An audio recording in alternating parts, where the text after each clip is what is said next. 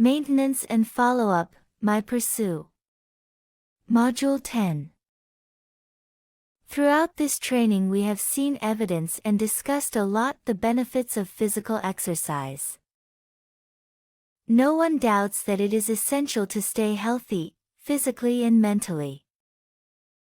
Nevertheless, physical activity has to be performed regularly in order to achieve long-term health benefits.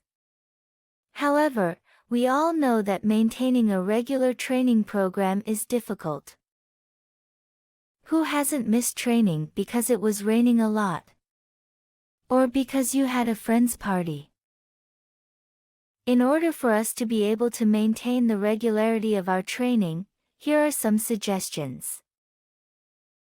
The training plan should have well-defined and clear objectives.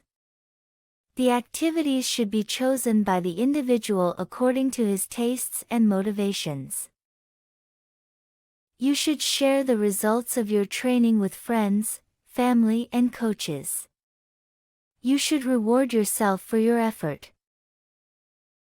You should take time to rest. These and other tips can and should be used by you when you are guiding your pupil in a training session to motivate them. Thank you.